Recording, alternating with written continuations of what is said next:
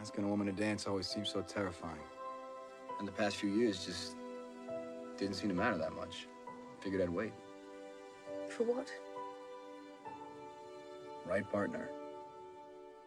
The essential conflict in Steve is the desire to serve, and that desire to serve would supersede his personal identity. He's got an amazing set of morals and values. He's an incredibly good man, given the hand that life has dealt him. Dr. Erskine knows that if this guy's given this great gift, he won't take advantage of it. He understands how to value what he has, because he didn't always have it. The common issue among all the Marvel heroes is that they have a very vulnerable side to them, and Steve Rogers is certainly no exception to that. He is probably the most vulnerable before he becomes Captain America. He, more than any of the other superheroes, really kind of loses who he was in the process of becoming him. Because he was a scrawny 90-pound man who gets changed into Captain America, so the old him ceases to exist. There's no life of Steve Rogers that he goes back to.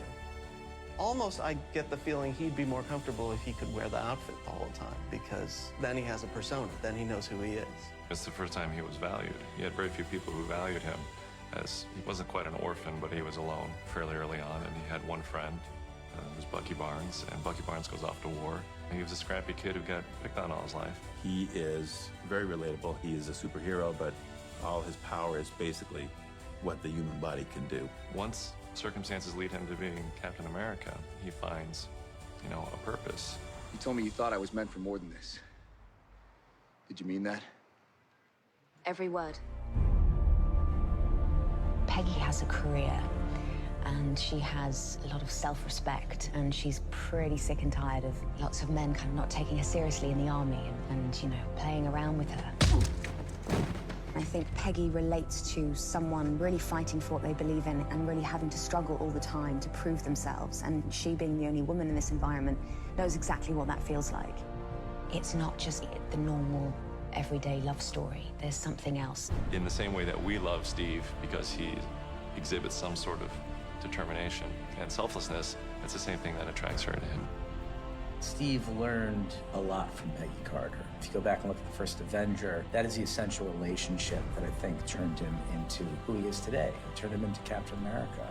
Her sense of integrity, her call to action are all qualities that have been ingrained in Steve and are his best qualities. And they come from example from Peggy. And so I think it was critical that her character embodied those essential qualities, because he wouldn't be who he is without them. We're gonna need a rain check on that dance. A week next Saturday at the Stork Club. You got it. 8 o'clock on the dot. Don't you dare be late.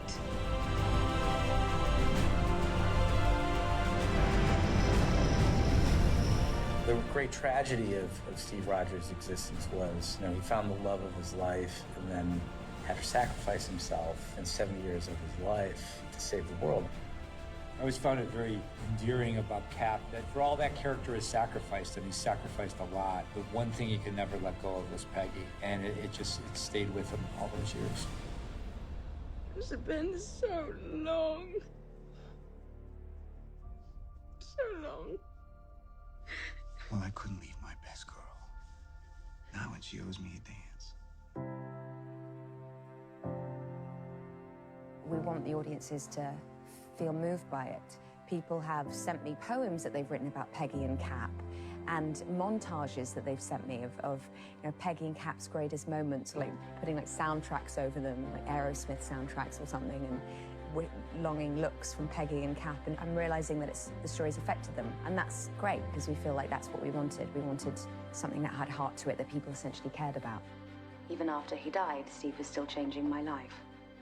I really like what they let my character experience in these movies, to be honest. The struggle and the sacrifice and the culmination of friendships that have had peaks and valleys, and it's just a really layered, colorful experience. His arc over the course of the movies take him from a place of service to where he started to question authority and ultimately embrace his identity and become self-actualized. And he has the opportunity in Avengers Endgame to go back and correct the loss and be with Peggy, the love of his life. And he makes that choice. So did something go wrong or did something go right? Well, after I put the stones back, I thought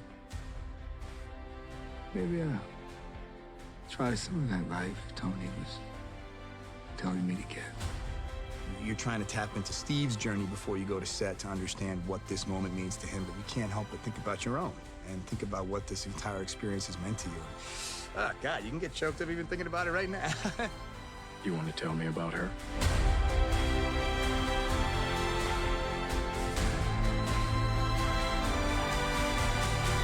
No. No, I don't think I will.